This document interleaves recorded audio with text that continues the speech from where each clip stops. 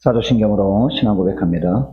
전능하사 천지를 만드신 하나님 아버지를 내가 믿사오며 그 외아들 우리 주 예수 그리스도를 믿사오니 이는 성령으로 잉태하사 동정녀 마리아에게 나시고 본디오 빌라도에게 고난을 받으사 십자가에 못 박혀 죽으시고 장사한 지 사흘 만에 죽은 자 가운데서 다시 살아나시며 하늘에 오르사 전능하신 하나님 우편에 앉아 계시다가 저리로서 산자와 죽은 자를 심판하러 오시리라.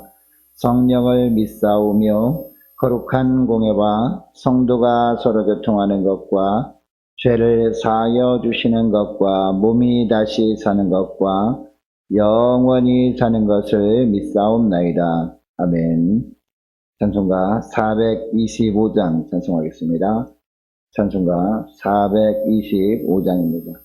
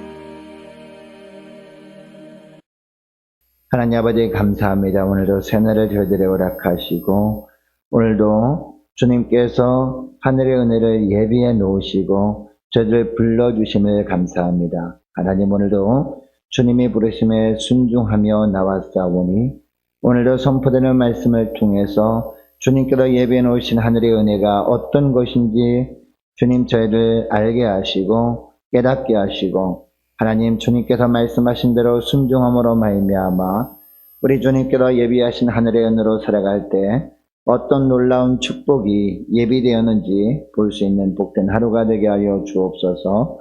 감사드리오며 우리 주 예수 그리스도의 이름으로 기도드리옵나이다. 아멘. 하나님의 말씀은 잠언 19장 15절부터 29절까지 말씀 보겠습니다. 게으름이 사람으로 깊이 잠들게 하나니 태만한 사람은 줄일 것이니라. 계명을 지키는 자는 자기의 영혼을 지키거니와 자기의 행실을 삼가지 아니하는 자는 죽으리라. 가난한 자를 불쌍히 여기는 것은 여호와께 구워드리는 것이니 그의 선행을 그에게 갚아주시리라. 내가 내 아들에게 희망이 있은즉 그를 징계하되 죽일 마음은 두지 말지니라. 노하기를 맹렬히 하는 자는 벌을 받을 것이라. 내가 그를 건져주면 다시 그런 일이 생기리라. 너는 권고를 들으며 훈계를 받으라. 그리하면 내가 필경은 지혜롭게 되리라. 사람의 마음에는 많은 계획이 있어도 오직 여호와의 뜻만이 완전히 서리라. 사람은 자기의 인자함으로 남에게 사모함을 받느니라. 가난한 자는 거짓말하는 자보다 나으니라. 여호와를 경외하는 것은 사람으로 생명에 이르게 하는 것이라. 경외하는 자는 족하게 지내고 재앙을 당하지 아니하느니라. 게으른 자는 자기의 손을 그릇에 넣고서도 입으로 올리기를 괴로워하느니라. 거만한 자를 때리라. 그리하면 어리석은 자도 지혜를 얻으리라. 명철한 자를 견책하라. 그리하면 그가 지식을 얻으리라. 아비를 구박하고 어미를 쫓아내는 자는 부끄러움을 끼치며 능욕을 부르는 자식이니라. 내 아들아 지식의 말씀에서 떠나게 하는 교훈을 듣지 말지니라. 망령된 증인은 정의를 업신여기고 악인의 입은 죄악을 삼키느니라. 심판은 거만한 자를 위하여 예비된 것이요 채찍은 어리석은 자의 등을 위하여 예비된 것이니라.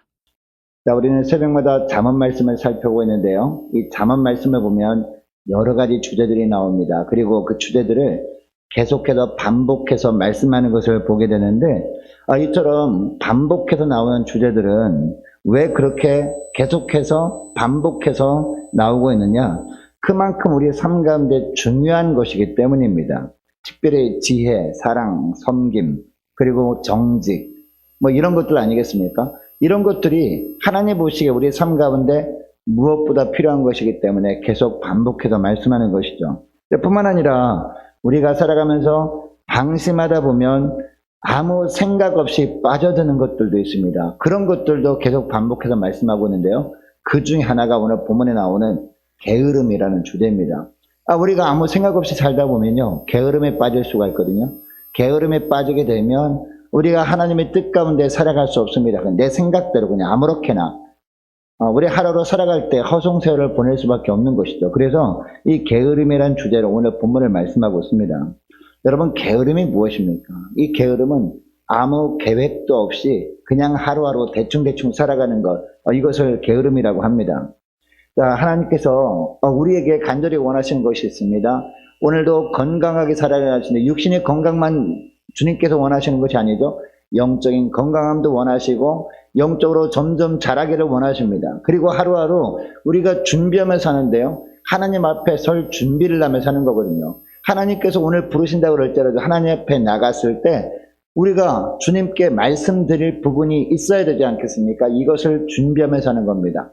그래서 오늘 하루도요, 우리가 일상생활에서 하는 것들도 물론 있습니다만은 우리가 하나님 앞에 설 준비를 하기 위해서 우리가 어떤 것을 계획하고 그 계획한 것들을 우리가 하나씩 둘씩 이루며 살아갈 때 우리는 게으른 삶을 살지 않고 성실한 삶을 살게 되거든요. 그래서 오늘 본문에 보니까 이 게으름이라는 주제를 말씀하고 있는데 15절 말씀 보시기 바랍니다. 15절 말씀 보면 게으름이 사람으로 깊이 잠들게 하나니 태만한 사람은 줄일 것이니라 라고 하고 있습니다. 우리가 어떤 특별한 계획을 세우지 않고 하루하루 대충 그냥 아무렇게 살아가게 되면 어떻게 된다? 깊이 잠들게 하나니라고 하는 것은 무슨 얘기냐? 잠을 자더라도 너무 많이 잠을 잔다는 겁니다. 그냥 침대에서 일어나기 싫어가지고 대충 그냥 침대에서 계속 누워있다가 아무런 의미도 없이 하루하루 허송세를 보내게 된다라는 거죠. 이렇게 태만하게 사는 사람은 결국 어떻게 된다? 줄일 것이다 라고 말씀하고 있습니다. 여러분, 이 구절에서 깊이 잠들다라는 동사를 보니까요, 무아지경에 빠지다라는 의미입니다.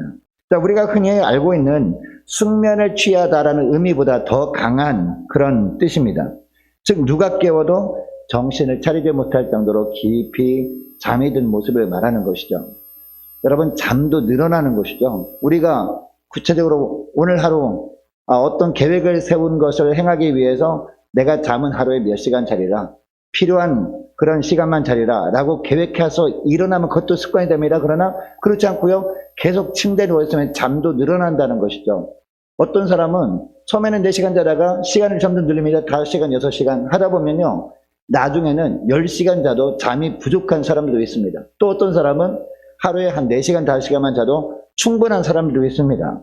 근데 오늘 본문에 이 게으름이라는 것은 뭐냐? 계속 침대만 누워있고 거의 하루 종일 반나절까지 막 잠을 자는 것을 말하는 것이죠. 왜 그렇습니까? 아무런 계획이 없기 때문에. 그냥 침대에 계속 누워있는 것을 말하는 것이죠. 물론 성경에 보면요, 잠을 꼭 부정적인 의미로만 쓰지 않습니다. 시편 127편 2절 말씀에 보니까 여호와께서 그의 사랑하시는 자에게 잠을 주시는도다라고 말씀하는 것을 보게 됩니다. 여러분, 이 구절에서 사랑하는 자는 어떤 사람을 말합니까? 하나님을 경외하는 사람을 말하는 것이죠. 하나님께 늘 설 준비를 하기 위해서 하루하루 영적인 계획, 육적인 계획을 딱 세워서 하니까 특별히 육신의 피곤함을 풀어주기 위한 정도만 잠을 자는 거죠. 하나님께서 이 잠을 주신다는 것은 숙면을 취하게 하시고 모든 피곤을 풀어주신다라는 의미지, 잠을 그냥 게으른 사람처럼 많이 자게 하시는 것이 하나님께서 사랑하시는 자에게 주시는 축복이 아니다라는 겁니다. 자, 그러니까 하나님의 인도하심에 따라 하나님이 어떤 것을 계획하고 계획한 것을 행하도록 하실 때 그 하나님의 인도하심에 따라 사는 자들에게 하나님께서 숙면을 취하게 하신다라는 의미입니다. 여러분, 사실 오늘날 우리가 하루 살아가는 동안은 반드시 필요하고 중요한 것 중에 하나가 잠이긴 합니다. 이 잠을 통해서 피곤했던 육신이 회복되기 때문이죠. 그래야 다시 새 힘을 얻고 또 하루를 하나님이 주신 힘으로 살아갈 수 있기 때문이라는 것이죠. 즉, 하나님께서 주시는 하루를 힘차게 살아가기 위해서 잠이 필요하긴 한데 그 잠을 적절하게 활용해야지 그 잠에 취해서 살아가면 안 된다라는 것이죠. 여러분, 우리가 어제는 물질에 대해서 살펴보지 않았습니까? 물질관. 하나님께서 우리에게 주신 물질, 열심히 일을 해서 그 노력한 대가로 얻은 그 물질을 가지고 사는 것 하나님께서 뭐라 그러지 않으십니다. 근데 어떤 것을 주님께서 책망하십니까? 그 물질이 없으면 도저히 살아갈 수 없다고 생각하고 그 물질에 취해 살아가는 것, 물질의 지배를 살아가는 것을 가지고 하나님이 뭐라 그러는 것이지, 그 물질을 벌고 그 물질을 쓰며 살아가는 걸 뭐라 그러는 것은 아닙니다. 잠도 마찬가지입니다. 하나님께서 잠자는 것을 뭐라 그러지 아니하시고요, 이 잠의 지배를 받으며 살아감으로 말미암아 하루를 대충대충 허송세월 보내는 것을 주님께서 말씀하시는 겁니다. 특별히 15절 말씀을 공동번역 성경으로 보니까 이렇게 되어 있어요. 사람이 게으르면 밤낮 잠만 자고 사람이 느리면 배를 곪는다라고 되어 있습니다. 필요 이상으로 잠을 자고 있다면 그것은 게으름이고, 게으름의 결과는 뭐다? 바로 끼니를 거르게 되는 고난을 겪게 된다라고 말씀하고 있습니다.